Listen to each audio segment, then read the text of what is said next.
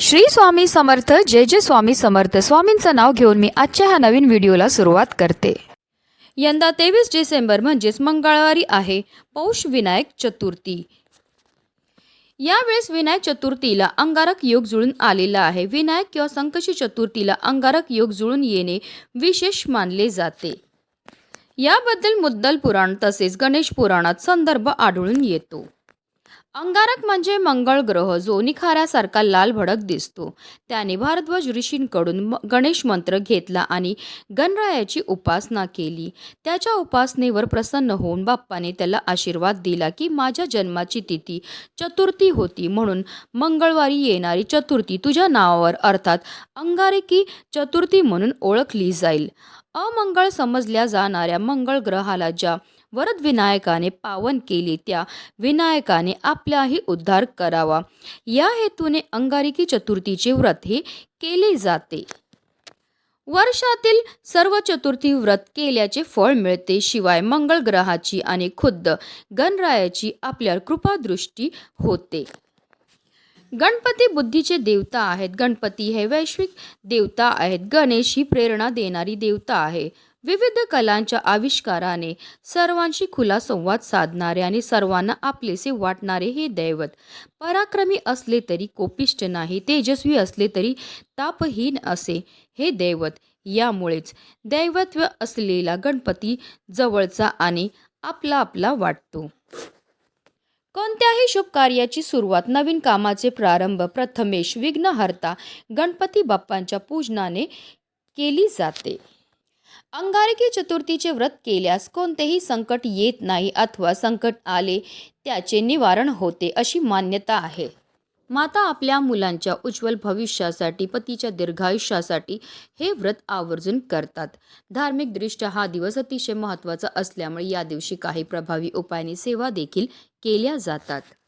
आणि म्हणूनच अंगारकी विनायक चतुर्थीच्या दिवशी तुम्ही व्रत नाही केलं तरीही चालेल, पण सकाळीच घरात आणा या झाडाचं फक्त एक पान. हे पान आपल्या घरी आणल्यामुळे आपलं 7 पिढ्यांचं दारिद्र्य तर नष्ट होणारच आहे, पण आपल्याला सर्व कामामध्ये यश हे प्राप्त होणार आहे. आपले कितीही कठीणातील कठीण इच्छा ही साक्षात गणपती बाप्पा पूर्ण करणार. ते कोणत्या झाडाचं पान आणायचं आहे, कोणत्या वेळेत आणायचं आहे, त्याबद्दल सविस्तर आणि महत्त्वाची माहिती मी तुम्हाला या व्हिडिओमध्ये देणार आहे. तर व्हिडिओ पूर्ण पहा.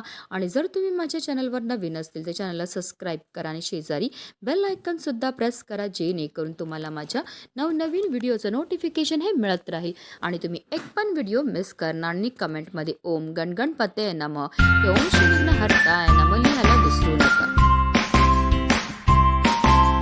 विनायक चतुर्थीच्या दिवशी आपल्याला ब्रह्ममुहूर्तावर उठायचं आणि अंथरुणामध्येच आपल्याला गणपती बाप्पांचं स्मरण करायचं आणि दिवसाला सुरुवातही करायची. स्वच्छ स्नान करायचे आहे आणि त्यानंतर जर शक्य असेल तर लाल किंवा पिवळ्या रंगाचे आपल्याला वस्त्र परिधान करायचे.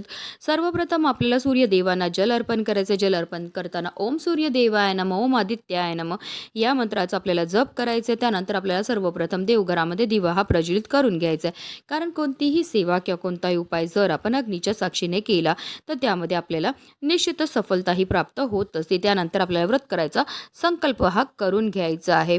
दिवसभर उपवास करायचा आहे. आपल्याला गणपती बाप्पांची षोडशोपचार पूजा करून घ्यायची. आता तुमच्याकडे गणपती बाप्पांची फोटो असेल तर त्यांना स्वच्छ पुसून घ्यायचं. मूर्ती असेल तर तामनामध्ये घ्यायचं आहे आणि त्यांच्यावर आपल्याला जलाभिषेक हा करून घ्यायचा. जलाभिषेक करताना आपल्याला गणपती अथर्व शीर्षमचं पठण करायचं आहे किंवा ओम गणपतये नमः या मंत्राचा आपल्याला जप हा करायचा आहे.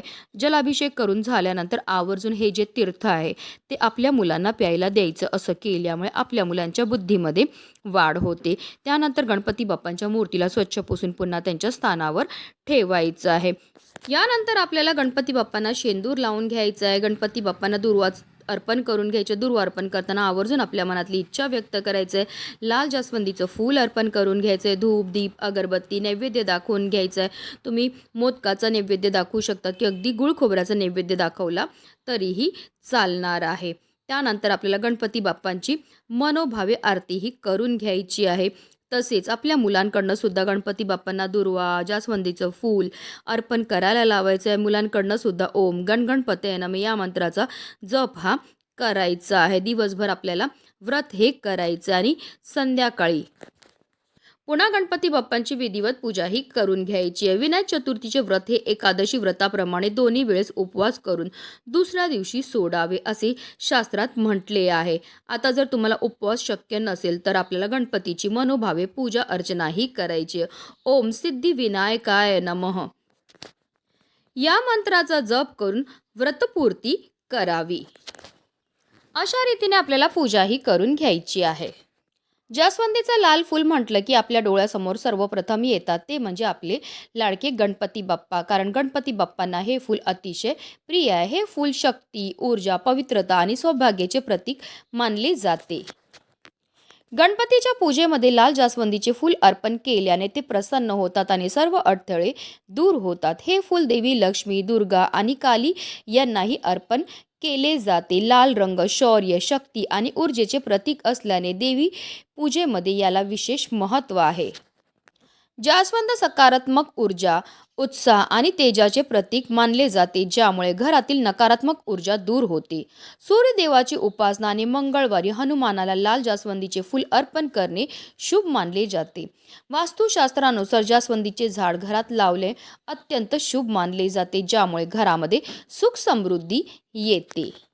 आणि म्हणूनच विनायक चतुर्थीच्या दिवशी आपल्याला सकाळीच लाल जास्वंदीच्या झाडाचं एक पान आपल्या घरी घेऊन यायचं आहे. हे पान आपल्या घरी घेऊन आल्यानंतर या पानाला आपल्याला स्वच्छ धुवून आणि पुसून घ्यायचं. हा संपूर्ण उपाय जो आहे तो आपण देवघरासमोर बसून करणार आहे. तर आपल्याला एक लाल कुंकू जे असतं ते एक प्लेटमध्ये घ्यायचं आणि त्या कुंकवामध्ये थोडंसं पाणी टाकून त्याचं गंध हे तयार करून घ्यायचं आहे. आता जास्वंदीच्या झाडाच्या काडीने आपल्याला त्या जास्वंदीच्या पानावर आपल्या मनातली इच्छाही लिहायची. अगदी थोडक्यात तुम्हाला लिहायची. जसं की तुम्हाला धनप्राप्तीची इच्छा असेल तर धनप्राप्ती लिहा, नोकरी प्राप्तीची इच्छा असेल तर नोकरी लिहा, विवाहाची इच्छा असेल तर विवाह लिहा किंवा इतरही तुमची कोणती इच्छा असेल जी काही केल्याने पूर्ण होत नसेल तर ती इच्छा आपल्याला मनोभावे त्या पानावर लिहायची आहे. आता आपल्याला एक प्लेट घ्यायची आणि प्लेटवर मूठभर तांदूळ ठेवायचे आणि त्या तांदळावर आपल्याला जी इच्छा लिहिलेलं पान आहे ते ठेवायचं आणि ही प्लेट उचलून आपल्याला आपल्या देवघरामध्ये असणाऱ्या गणपती बाप्पांसमोर ठेवायची आहे. त्याचबरोबर आपल्याला 21 दुर्वांची जुडी सुद्धा घ्यायची. आपल्या मनातली इच्छा व्यक्त करून आपल्याला ही दुर्वाची जुडी गणपती बाप्पांच्या मस्तकावर लावायची आणि त्यांच्या चरणावर अर्पण करायची आहे. आता आपल्याला देवघरामध्ये बसूनच काही सेवा ह्या करायच्या. तर आपल्याला 3 वेळा गणपती अथर्व शीर्षमचं पठण करायचं. जेव्हा आपण गणपती अथर्व शीर्षमचं पठण करणार ते आवर्जून आपल्या मुलांना सुद्धा आपल्या बाजूला बसवायचं. त्यांनी श्रवण केलं तरी सुद्धा त्यांना त्याचा खूपच लाभ प्राप्त होणार आहे. 3 वेळा गणपती अथर्व शीर्षमचं पठण करून झाल्यानंतर 1 वेळा आपल्याला फलश्रुतीचं पठण सुद्धा करायचं. फलश्रुतीचं पठण केल्यामुळे आपल्याला केलेल्या सेवेचं त्वरित फळ हे प्राप्त होत असतं. त्याचबरोबर आपल्याला 108 वेळा ओम सिद्धी विनायकाय नमः या मंत्राचा जप सुद्धा करायचे. या दोन्हीही अतिशय उच्च कोटीच्या सेवा आहेत. या सेवा केल्यामुळे फारच लवकर आपल्यावर गणपती बाप्पा हे प्रसन्न होत असतात. त्यानंतर आपल्याला हात जोडून गणपती बाप्पांना मनोभावे प्रार्थना करायची. आपण जी इच्छा त्या पानावर लिहिली ती इच्छा पूर्ती होण्याकरता आपल्याला मनोभावे प्रार्थना करायची. संपूर्ण दिवसभर हे पान आपल्याला देवघरामध्येच ठेवायचं आणि संध्याकाळी आपल्याला काय करायचं आहे, हे इच्छा लिहिलेलं पान तसेच जी 21 दुर्वांची जोडी आहे तसेच त्या पानाखाली जे आपण तांदूळ ठेवलेले त्याच्यातले 21 तांदळाचे दाणे घेऊन जायचे आपल्या घराजवळ असणाऱ्या गणपती बाप्पाच्या मंदिरामध्ये. आता मंदिरामध्ये गेल्यावर सर्वप्रथम आपल्याला गणपती बाप्पांसमोर दिवा हा प्रज्वलित करून घ्यायचा. त्यांना हळद, कुंकू, अक्षदा, धूप, दीप, अगरबत्ती दाखवून घ्यायची. त्यानंतर जे इच्छा लिहिलेलं पान आहे त्यावर आपल्याला 21 दुर्वांची जुडी ठेवायची. आपल्या मनातली इच्छा व्यक्त करून आपल्याला ही दुर्वांची जुडी तसेच ते पान जे आहे ते गणपती बाप्पांच्या मस्तकावर लावायचं आणि त्यांच्या चरणावर अर्पण करायचे. तसे जे 21 तांदळाचे दाणे आपण घेऊन गेले ते सुद्धा आपल्या मनातली इच्छा व्यक्त करून गणपती बाप्पांच्या चरणावर अर्पण करायचे. विनायक चतुर्थीच्या दिवशी हा उपाय मंदिरामध्ये जाऊन करण्याला विशेष महत्त्व हे दिलं जातं. कारण असं म्हटलं जातं की अंगारकी चतुर्थीच्या दिवशी नेहमीच्या तुलनेत 1 सहस्त्रपटीने जास्त गणेश तत्व हे कार्यरत असतं आणि जर हा उपाय आपण मंदिरामध्ये जाऊन केला तर आपल्याला केलेल्या उपायाचं अतिशीघ्र फळ हे प्राप्त होत असतं. इच्छापूर्ती करता सर्व विघ्न दूर करण्याकरता हा उपाय अतिशय प्रभावी मानला जातो. म्हणूनच व्हिडिओ जास्तीत जास्त लोकांपर्यंत शेअर करा जेणेकरून प्रत्येकाच्या आयुष्याचं कल्याण हो हेच मनामध्ये इच्छा. गणपती बाप्पा मोरया.